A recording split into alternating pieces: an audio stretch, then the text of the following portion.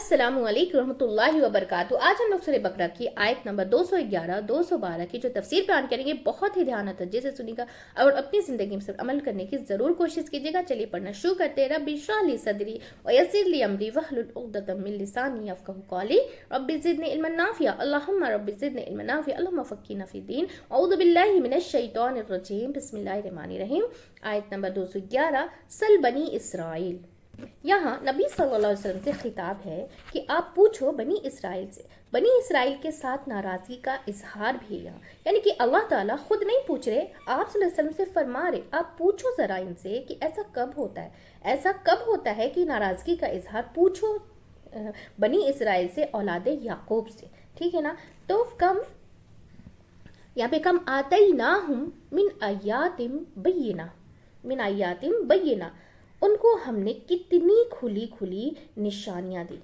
आप सल्लल्लाहु अलैहि वसल्लम से अल्लाह सुब्हानहू तआला फरमा रहे हैं कि आप ज़रा उनसे पूछो कि उनको हमने कितनी खुली खुली निशानियां दी हैं। कौन कौन से कुरान पाक में मतलब जो है ना 9 निशानियों के बारे में आता है। इसके अलावा जो है ना तौरात भी, क्योंकि वो भी एक निशानी है, क्योंकि क्या है वो भी एक निशानी है ना। तौरात उनके ऊपर जो नाजिल हुई थी तो वो भी एक निशानी है। अगर तुम पूछोगे तो वो खुद ही इकरार करेंगे कि हाँ हमें ये सब कुछ मिला है। किस तरह अल्लाह ने इनके दुश्मनों को ख़त्म किया, किस तरह उनको मिला है कि अल्लाह ने उनके दुश्मनों को ख़त्म किया, किस तरह उन पे मन और सलवा उतारा, खाना जब और बादलों का साया किया, उनके लिए चश्मे पैदा किए, सहरा। लेकिन इन सब क्या है, इन सब से बढ़कर तौरात की क्या है नेमतें दी। हिदायत सबसे बड़ी नेमत है। हिदायत क्या है, सबसे बड़ी नेमत है। जिस इंसान को हिदायत मिल गई ना अल्लाह सुब्हान ताला की इबादत करने की, अल्लाह सुब्हान ताला के की इबादत गुज़ार बंदा बनने की, तो अल्हम्दुलिल्लाह अल्लाह का करोड़ों एहसान माने कि अल्लाह ताला का सबसे पहले तो बंदा बनने की, उसके बाद फिर अब जो है फिर क्या है सबसे बड़ी नेमत क्या है, लेकिन हिदायत की। लेकिन उन्होंने क्या किया, क्या है, उन्होंने क्या किया, वमन युबद्दिल नेमतल्लाहि मिन बादि मा जाअतहु फइन्नल्लाह शदीदुल इकाब।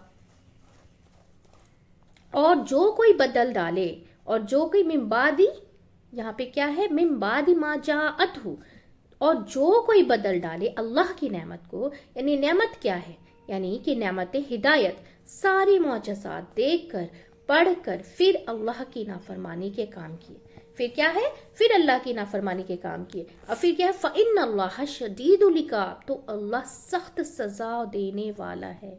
तो अल्लाह क्या है, फिर सख्त सजा देने। जब अल्लाह ताला ने आपको सारी चीज़ें मुहैया करा दी, आपके पास नबी भेज दिया, आपके पास कुरान भेज दिया, आपके पास तौरात भेज दी, जिस जिस ज़माने में जो जो चीज़ें उतरी वो सब आपको दे दिया, और फिर भी आप उस पर अमल ना करें, तो फिर अल्लाह की गलती नहीं है ना, ये इंसानों की गलती है। ये इंसानों की गलती कि उसकी कमी की वजह से, उसके ईमान की कमज़ोरी की वजह से, वो क्या है उसको उस पर गौर व फिक्र ना करने की वजह से उसने अपने आप पे ही जुल्म किया। क्योंकि अपने आप पे ही जुल्म करना है ना। अगर हम किसी चीज़ को बताया गया कि यहाँ पे अभी हम जैसे अभी एक एग्जांपल देते हैं कि एक कुआं है, अगर हम बोलेंगे कि यहाँ पे कुआं है तुम मत कूदो, तो ज़ाहिरन तो हमें दिख रहा है, तो हम मान भी सकते हैं कि हाँ ठीक है ये सही बोल रहे हैं कि ये कुआं है, हम मत कूदो, हमें इससे नुकसान है। लेकिन फिर भी आप ना माने तो आप क्या करेंगे, कूद जाएंगे।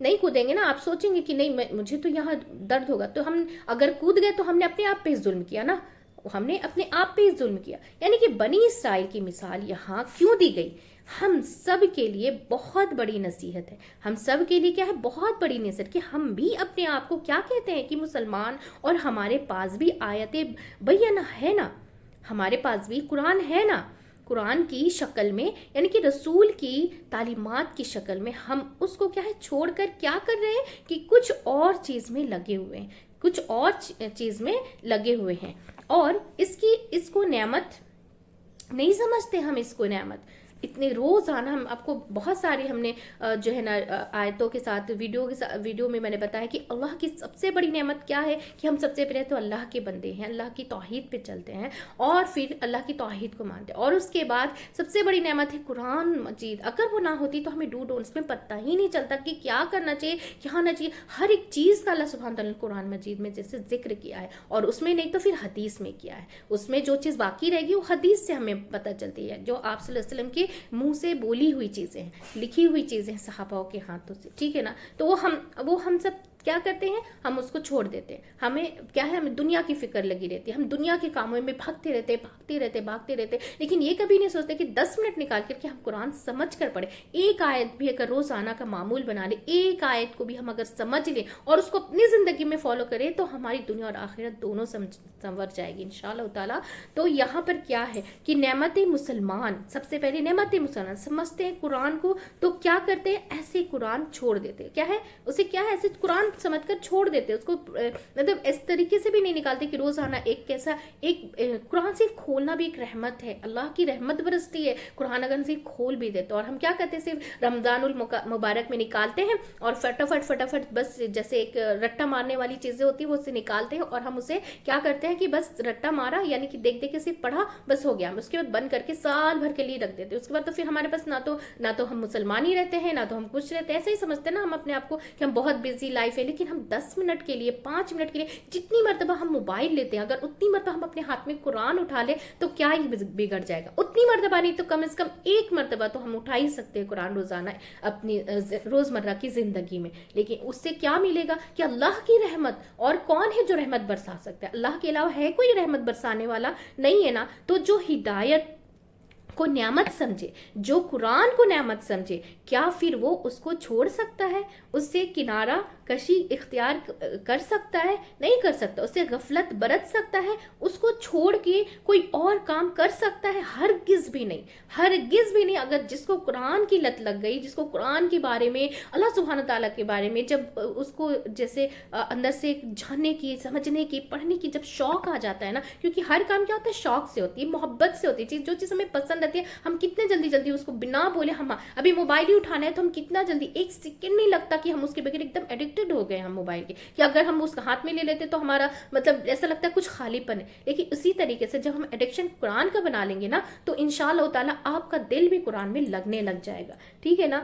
ٹھیک ہے، موبائل دیکھنا، موبائل میں بھی بہت اچھی چیزیں، بہت سارے کام ہیں، ٹھیک ہے وہ ہم لے سکتے ہیں، لیکن اس کے ساتھ ہم یہ بھی تو لے لینا کہ ایک مرتبہ تو ہم اس کو پکڑ سکتے ہیں، ایک مرتبہ تو ہم اس کو اٹھا سکتے ہیں دن بھر روزمرہ کی زندگی میں. وہ کیا ہے، پھر ہماری دنیا اور آخرت دونوں سمجھ جائے گی. یہ جھگڑے کی قرآن جو ہے نا ہمارے لیے قیامت کے دن جھگڑے کی کہ یہ بندہ ہم کو روز پڑھتا تھا، آپ اس کو بخش دو، اللہ آپ اس کو بخش. سب جھگڑنے والا کوئی نہیں قیامت کے دن، کوئی بھی نہیں رہے گا، کوئی سہارا نہیں. لیکن قرآن جو ہے نا جھگڑنے والی ہے. اگر ہم اس کو روز پڑھتے ہیں، سمجھ کر پڑھتے ہیں اور اس پر عمل کرتے ہیں تو وہ جھگڑنے والی ہے. جب اللہ سبحانہ تعالیٰ نے کہہ دیا کہ یہ جھگڑے گی، یہ جھگڑالو ہے، یہ جھگڑے گی اپنے بندوں کی طرف سے، تو اور کوئی نہیں اس دن جھگڑنے والا. تو اتنی بڑی نعمت کو ہم کیسے ڈینائی کر سکتے، کیسے چھوڑ سکتے ہیں؟ نہیں چھوڑ سکتے نا.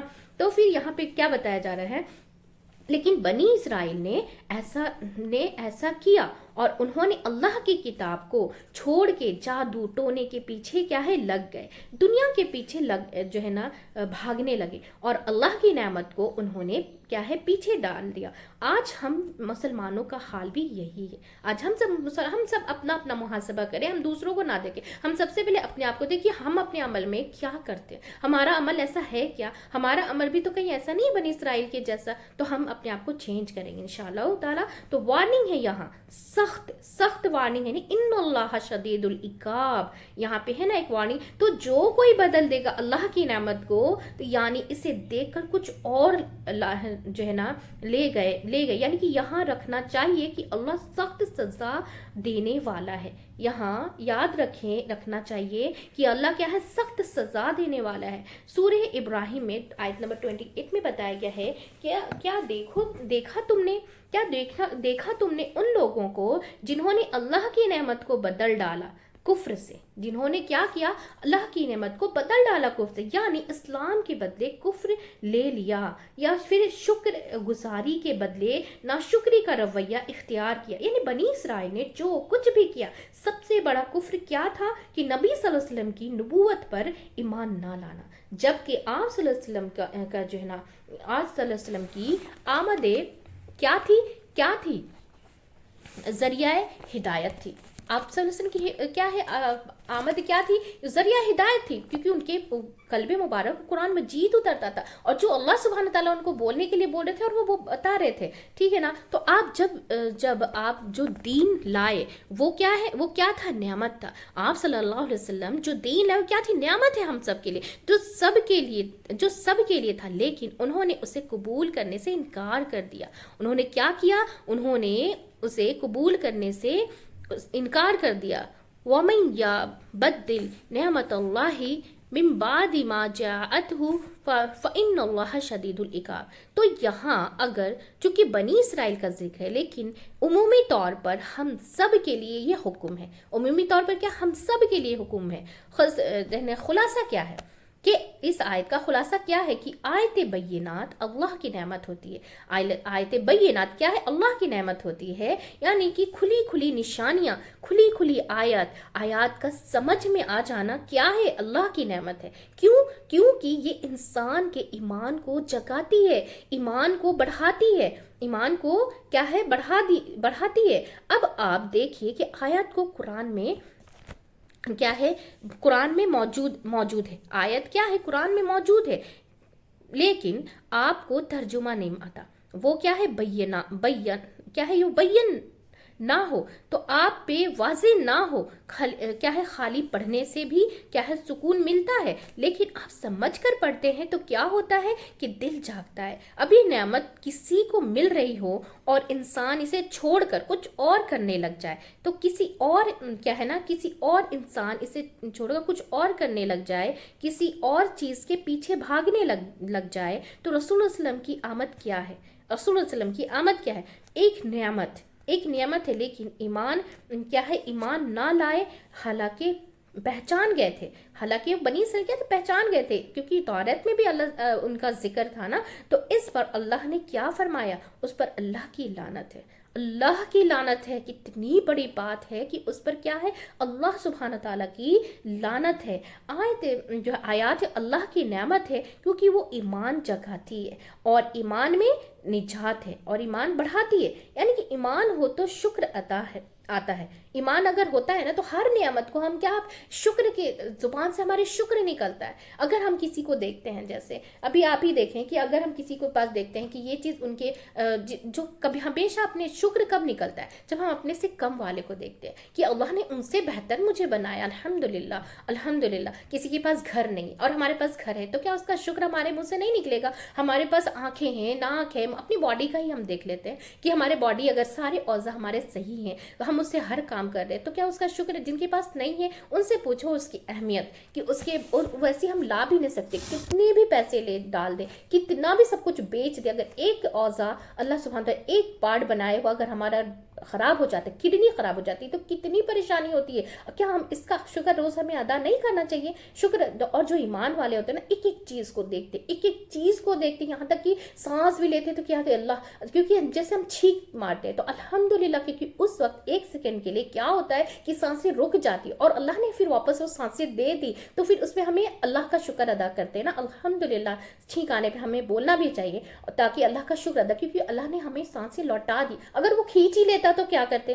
مر جاتے نا، لیکن کتنی بار چھینکیں آتی ہیں، الحمدللہ ہمیں بولنا چاہیے، کیونکہ اس سیکنڈ اس وقت کیا ہے؟ سانسیں رک جاتی ہیں، نکل جاتی ہیں، سانسیں نہیں رہتی ہمارے اندر، اور پھر جب واپس آتی تو پھر الحمدللہ کہنا چاہیے۔ چھینک ختم ہونے کے بعد کیا ہے؟ الحمدللہ کہنا چاہیے۔ تو ایمان ہو تو شکر آتا ہے، کیونکہ شکر آئے گا ہی آئے گا، اور شکر آئے تو انسان کفر سے بچ سکتا ہے، یعنی انکار سے بچ سکتا ہے، کیونکہ اللہ کی ہر نعمت ہمیں جب دکھتی ہے تو ہمارے شکر ہم منہ سے اپنے آپ نکلتا ہے، وہ اپنے آپ ہی نکلتا ہے، ہمیں بولنے کی ضرورت ہی نہیں پڑتی ہے، لیکن وہ ویسا آنکھیں چاہیے، ویسا دل چاہیے، وہ اللہ کا اب جو ہے نا اندر سے وہ ویسا تقوی چاہیے، وہ اللہ کو پہچاننے کی نظریں چاہیے، اور اللہ سے ہدایت کے لیے روز دعا کرنی چاہیے کہ اللہ ہمیں ہدایت دے کہ میں تیرے جو ہے نا میں قرآن کو سمجھ سکوں، پڑھ سکوں اور اس پر عمل کر سکوں، تاکہ اللہ سبحانہ تعالیٰ جس کے دل میں جو ہے نا اگر رہتا ہے نا تو اللہ سبحانہ تعالیٰ سے ہدایت بھی دیتا ہے اور اس کی مدد بھی کرتا ہے انشاءاللہ تعالیٰ، ٹھیک ہے نا۔ تو جیسے ہمیں ہمارے جسم کو کھانے کی ضرورت ہے، ہم کھانا کھاتے ہیں تو کتنی قوت محسوس ہوتی ہے، کتنی طاقت محسوس ہوتی ہے کہ چل سکتے ہیں، پھر سکتے ہیں، وہی ہم جب نہیں کھائے رہتے تو کیسا ہمیں ڈل جیسا لگتا ہے، لیکن جب ہم کھا لیتے ہیں، لیکن وہ جسم کی غذا ہے، تو ہمارے روح کی غذا کے لیے کیا ہے؟ اللہ قرآن پڑھنا، یعنی کہ اللہ کی اس نعمت کو ہمارے اندر جب جاتی ہے تو ہماری روح جو ہے نا وہ اس کے اندر جان آتی ہے، اور جب اس کے اندر جان آتی ہے تو ہم کیا ہمارے اندر جذبہ پیدا ہوتا ہے، ہر اچھا کام کرنے کا جذبہ پیدا، اور ہمیں ڈو ڈونٹس میں پتہ چلتا ہے، ہر آیت میں اللہ سبحانہ تعالیٰ کے ایک ایسے میسیجز ہیں کہ اگر ہم ہر ایک چیز کو زندگی میں اتار لیں تو ہم دنیا کی کوئی طاقت ہمیں جو ہے نا کچھ نہیں بگاڑ سکتی سوائے اللہ سبحانہ تعالیٰ کی، لیکن اس پہ بھی ہمیں تکبر نہیں کرنا ہے، ہمارے پاس کتنا بھی علم آ جائے، کیونکہ علم کا سب سے برا تکبر ہوتا ہے، کیونکہ شیطان نے بھی علم کا ہی تکبر کیا تھا اور اسے نکال دیا گیا، اسے مطلب شیطان ہی بنا، ابلیس ہی بن گیا وہ، ٹھیک ہے نا۔ لیکن ہمیں اسی لیے علم کا بھی تکبر جو دیا الحمدللہ اللہ تعالیٰ نے دیا، اور ہمیں اور آگے دے، اس طریقے سے ہمیں دعا کرنا، عاجزی رکھنا چاہیے اپنے اندر، عاجزی پیدا ہونا چاہیے ہمارے اندر، ٹھیک ہے نا۔ تو پھر یہ کیا ہے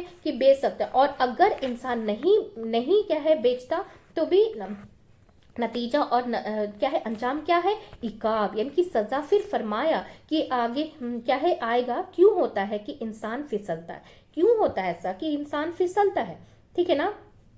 آیت نمبر اب 212 میں بتایا گیا ہے، اب آیت نمبر 212 میں بتایا گیا زُیِّنَ لِلَّذِینَ کَفَرُوا الْحَیَاةُ الدُّنْیَا، دنیا کی زندگی کی زینت انسان کو کیا ہے پھسلا لیتی ہے۔ اب آگے بتایا بھی جا رہا ہے نا، اللہ سبحانہ تعالیٰ ہر ایک آیت میں کتنی اچھے سے یہ چیزیں بتاتے ہیں نا، یہ خوشی ہوتی ہے کہ کیسے اللہ تعالیٰ اپنے بندوں کو بنایا ہے نا اپنے ہاتھوں سے، تو اسے پتا ہے کہ ہمارے بندے کیسے کس لینگویجز میں وہ سمجھ سکتے ہیں۔ تو کیا بتایا کہ دنیا کی زندگی کی زینت انسان کو پھسلا لیتی ہے۔ انسان کب پھسلتا ہے؟ ذرا سوچئے کہ کب سلپ ہوتا ہے؟ دنیا کی رونق، دنیا کی زینت اور دنیا کی خوبصورتی انسان کو کیا ہے اپنے اندر جذب کر لیتی، اور وہ اصل راستے کو کیا ہے بھول جاتا ہے نا۔ ابھی دنیا کی رونق کیا ہے؟ پیسہ ہے، ہر جگہ کسی کے پاس گاڑی ہے، مہنگے گھر ہیں، ہر ایک کسی گھر میں اچھے ڈیکوریشن ہے، تو ہم ان سب چیزوں کے پیچھے ان کے پاس ہے تو ہم بھی ایسا کریں گے۔ لیکن اگر کوئی عالم کو ہم دیکھتے ہیں تو ایسا ہمارے اندر وہ جذبہ نہیں آتا کہ انہوں نے اتنا اچھے سے قرآن سیکھا ہے، وہ اس طریقے سے علم حاصل کرے تو ہم بھی علم حاصل کریں۔ تو کیا ہے، اب اللہ تعالیٰ نے ہمیں دنیا دی ہے، ہمیں دنیا کی ہر نعمتیں دی ہم دنیا میں الحمدللہ، تو ہمیں کیا ہے ہمیں یوز کرنا ہے، اس کی ہمیں ضرورت ہے، لیکن اس کے ساتھ ہم ایسا نہیں کر سکتے نا کہ نماز کا وقت آیا تو ہم نماز ہی نہ پڑھیں، قرآن پڑھنا ہے ہمیں روزانہ ایک بار کھولنا ہے، اسے سمجھ کر پڑھنا ہے ایک آیت کو سے، تو ہم وہ نہ کریں، اخلاق اتنے اچھے نہ بنائیں، اپنے رشتہ داروں سے قطع رحمی کریں، اس طریقے سے ہمیں نہیں کرنا۔ جیسے چیزیں بتائی کہ آپ وہ بھی کریے ساتھ میں نا،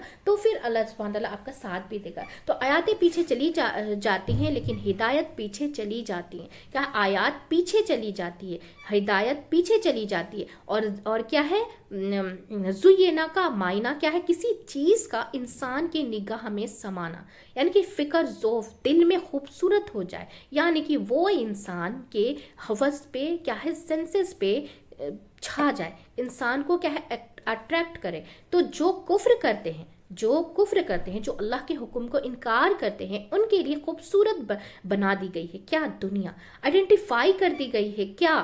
الحیات الدنیا، دنیا کی زندگی۔ اور دنیا کی زندگی سے کیا مراد ہے کہ جو کچھ دنیا کے اندر ہے، تو گویا کفار کیا ہے نا، کفار عاشق دنیا ہے، یعنی کہ ان کا ہم اور کیا ہے، اور غم کیا ہے کہ دنیا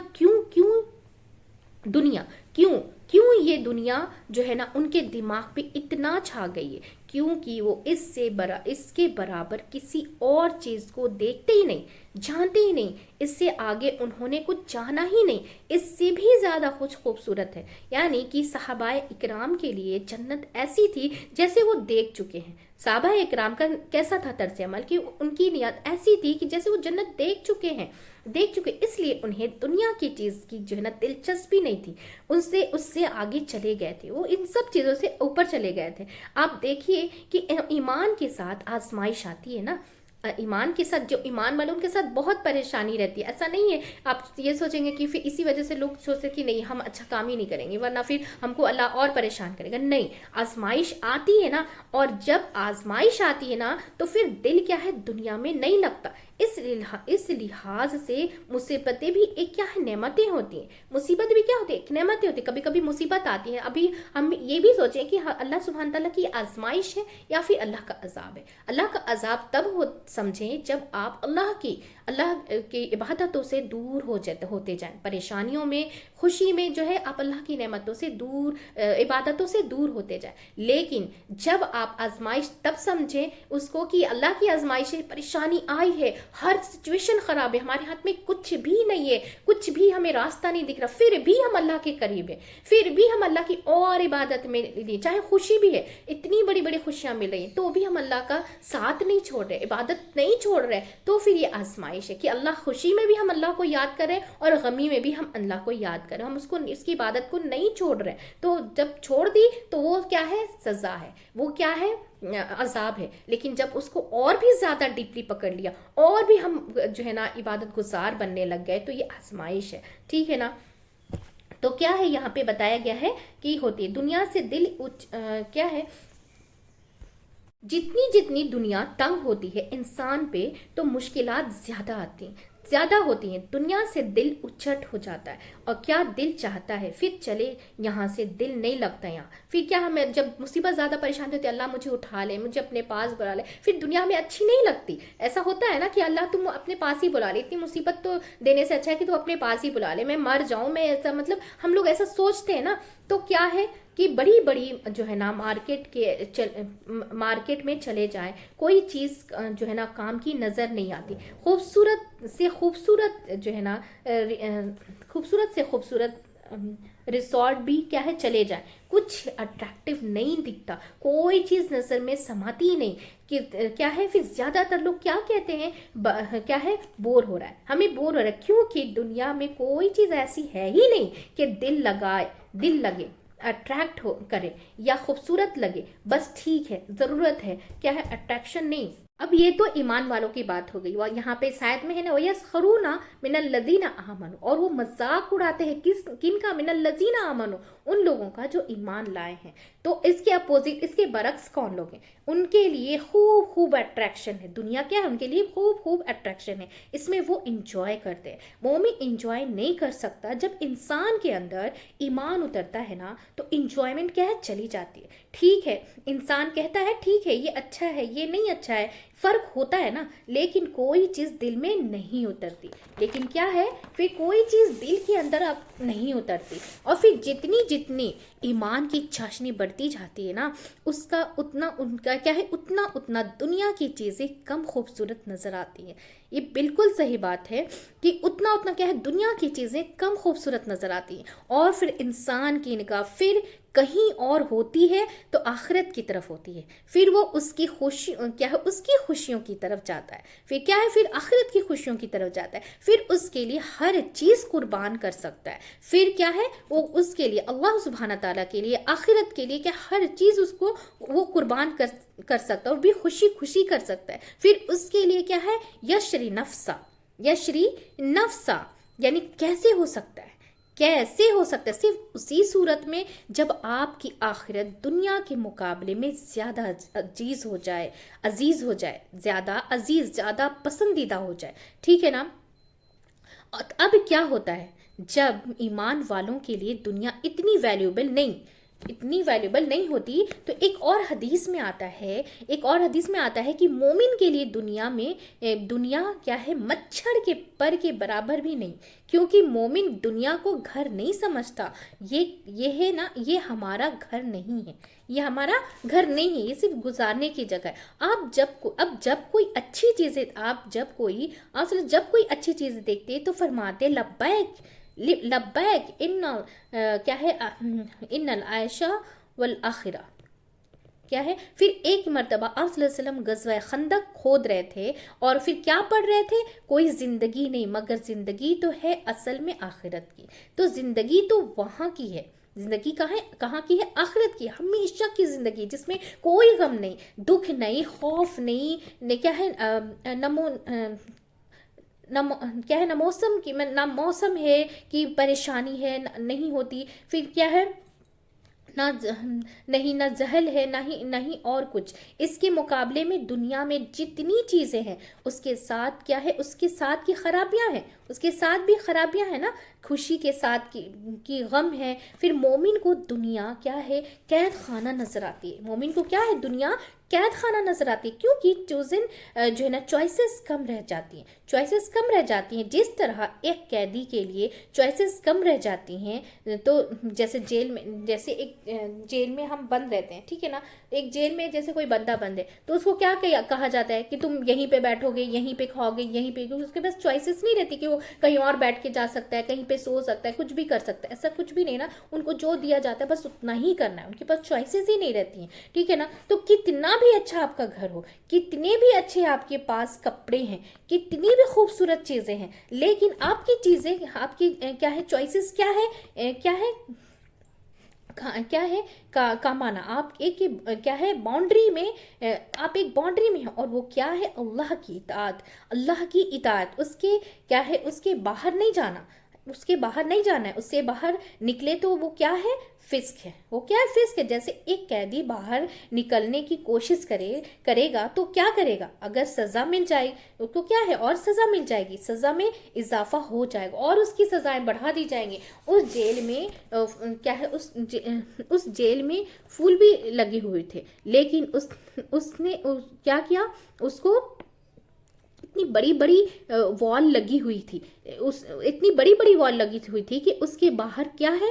کچھ پتہ نہیں، اس کے باہر کیا ہے؟ ابھی جیل میں آپ دیکھتے ہیں نا کہ جیل کی دیواریں کتنی اونچی اونچی رہتی ہیں، کچھ ہمیں دکھائی نہیں دیتا۔ تو ایک خاتون تھی وہاں جنہوں نے اپنی کیا ہے نا سوتن کو قتل کیا تھا، اپنی سوت کو کیا تھا؟ قتل کیا تھا۔ تو 10 سال سے تھی وہ جیل میں، اور جو ہے نا پوری لائف کی سزا ہے ان کو۔ تو بات یہ ہے کہ اگر ہمیں سارا دن کسی کلاس میں رہیں تو کیا ہے؟ گھبراہٹ شروع ہو جائے گی، گھبراہٹ شروع ہو جائے نا، کسی بھی جگہ ہم ایک ساتھ اکٹھے نہیں بیٹھ سکتے اتنے دنوں تک، گھبراہٹ شروع ہو جائے گی، چاہے آپ کتنا بھی انجوائے کر رہے ہیں، انجوائے نہیں کر سکتے، اگر ہم ایک ہی جگہ ہمیں بول دیا جائے کہ ہمیں بہت مزہ آ رہا ہے، لیکن ہمیں سارا دن یا پھر ہمیں 2 دن 1 دن کہہ دیا جائے کہ اسی جگہ میں اسی روم میں آپ کو کرنا ہے، تو ہم نہیں انجوائے کر سکتے، پھر ہمیں بہت اریٹیشن ہو جاتا ہے۔ کہیں بھی کیا ہے نا مستقل طور پر انسان قید ہو جائے، بند ہو جائے تو بہت اریٹیٹ ہو جاتے ہیں نا۔ تو مومن کے لیے دنیا میں کچھ بھی ہو، چونکہ اس کو ایک حد کے اندر رہنا ہے، چوائس لیمیٹڈ ہے، ہر چیز میں کیا ہے؟ حلال حرام دیکھنا ہے، جائز ناجائز دیکھنا ہے، اللہ کی رضا دیکھنی ہے، تو پھوک کے قدم، سنبھال کے قدم اٹھانا ہے، اور کیا ہے؟ پھسلنے سے بچنا ہے، گرنے سے بچنا ہے۔ تو ایسی صورت میں زندگی واقعی ایک بوجھ ہو جاتی ہے، لیکن لہٰذا دوسرے لوگ کیا کرتے ہیں؟ دوسرے لوگ مذاق اڑاتے ہیں، کیا نا، دوسرے لوگ کیا کرتے ہیں؟ مذاق اڑاتے ہیں، کیونکہ وہ کیا ہے؟ اب یہاں پہ کیا ہے؟ وَيَسْخَرُونَ الَّذِينَ آمَنُوا، یعنی کہ ایسے ایمان والوں کو جو بہت احتیاط کی زندگی بسر کرتے ہیں، تقوی کی زندگی بسر کرتے ہیں، لوگ ان کا کیا کرتے ہیں؟ مذاق اڑانے لگتے ہیں۔ وَالَّذِينَ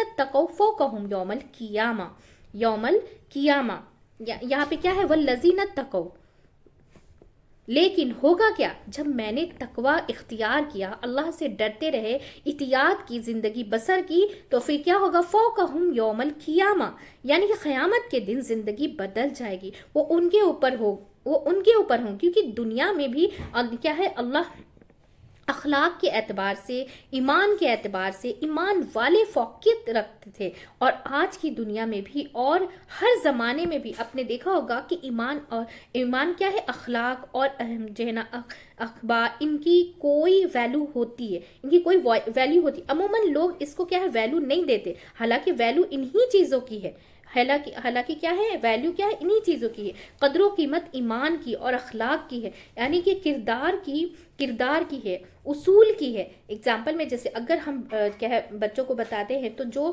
یہ سب نہیں کرتے وہ تو بہت کامیاب نہیں ہے، اور آپ کہتے ہیں کہ مطلب کیا کہتے ہیں کہ ایمان پہ قائم رہو، اصول پہ قائم رہو، اصول پہ کیا ہے، قائم رہو، لیکن کیا ہوتا ہے،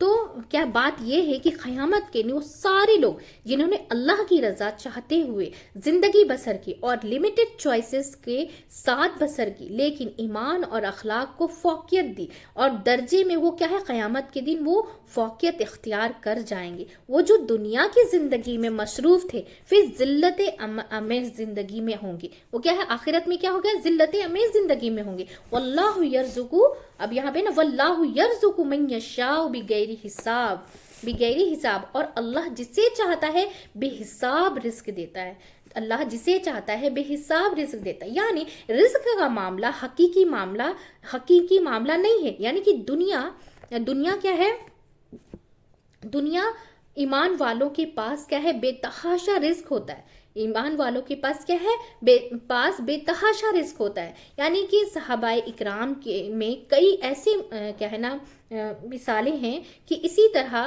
بعض اوقات جن کے پاس ایمان نہیں ہوتا، اخلاق نہیں ہوتا، کردار نہیں ہوتا، ان کے پاس بھی بہت رزق ہوتا ہے۔ تو یہ اللہ کا اپنا فیصلہ ہے، اللہ کی کیا ہے، اللہ کی کیا ہے، تقسیم ہے، جسے چاہے جتنا دے، جتنا بے حد دے، ٹھیک ہے نا، بے حساب دے، اور آخرت میں تو یہ جو ہے نا یہ بے حساب رزق کس کے لیے ہے، مومنوں کے لیے، یعنی کہ یہ مومنوں کے لیے، فَلَهُمْ أَجْرٌ غَيْرُ مَمْنُونَ، یعنی ایسا رزق، ایسا اجر جس کا سلسلہ کبھی بھی ختم نہیں ہوگا۔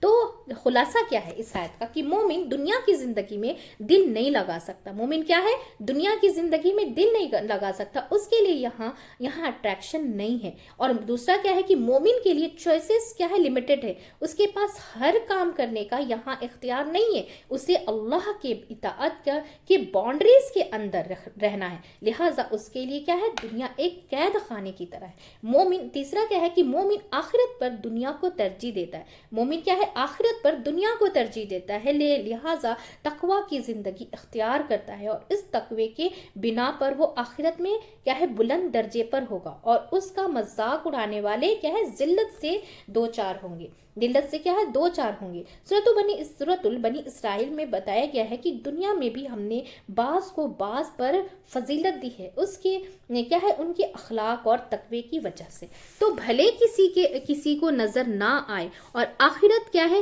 آخرت درجے میں بہت بڑی ہے اور فضیلت میں بھی بہت بڑی ہے۔ ایک حدیث میں آتا ہے کہ جنت میں ایک کیا ہے، کوڑو رکھنے کی جگہ، ایک کوڑا جو ہوتا ہے نا، کوڑو رکھنے کی جگہ دنیا اور کیا ہے، مافیہا سے بہتر ہے، اور ہودا کتنا ہوتا ہے، اور کوڑا کتنا ہوتا ہے، 1 میٹر کا ہوتا ہے، پھر جگہ جو ہے، دنیا اور دنیا کے اندر جو کچھ ہے سب کیا ہے، سب سے زیادہ بہتر ہے، آخرت کیا سب سے زیادہ بہتر، تو جنت اگر کسی کو 1 میٹر برابر بھی مل جائے تو پوری دنیا سے زیادہ اچھی، اور بے حساب رزق ہمیشہ سے انسان کی خواہش رہی ہے، اتنا ہو کہ کبھی ختم نہ ہو، اور وہ خواہش قیامت کے دن ہی پوری ہو سکتی ہے۔ اور بغیر حساب کا ایک اور معنی بھی ہے محاسبہ، یعنی کہ اہل جنت کو جنت میں جو کچھ دیا جائے گا اس کا کوئی حساب نہیں لیا جائے گا، کتنا کھا لیا جائے، کتنا بھی خرچ کر لیا جائے، دنیا میں تو اگر کوئی ایسا کرے گا تو کیا ہے، کیا حساب لیا جائے گا، دنیا میں ہے نا کہ حساب سے خرچ کرو، حساب لیا جائے گا، لیکن آخرت میں حساب محاسبہ نہیں ہوگا، پھر کچھ کیا ہے، کچھ معاہدے کی بات ہی نہیں کی جائے گی، ٹھیک ہے نا۔ تو اس آیت سے، ان دونوں آیتوں سے ہم نے کیا سیکھا؟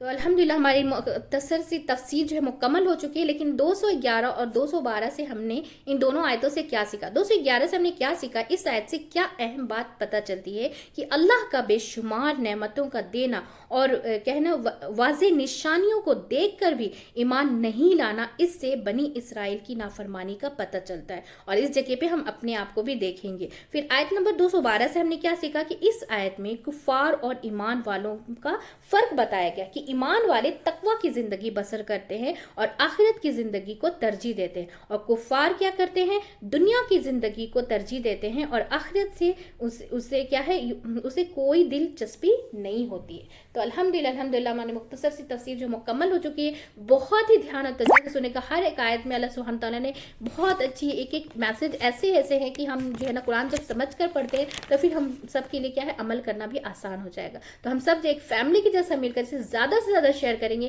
تاکہ ہم سب جو ہے نا قرآن سمجھ کر پڑھنے والے بن جائیں انشاءاللہ تعالیٰ، اور اس پر عمل کرنے والے بن جائیں انشاءاللہ تعالیٰ۔ چلیے دعا پڑھ لیتے ہیں۔ سبحانک اللہم و بحمدک نشہد لا الہ الا انت استغفرک و اتوب الیک۔ السلام علیکم ورحمۃ اللہ وبرکاتہ۔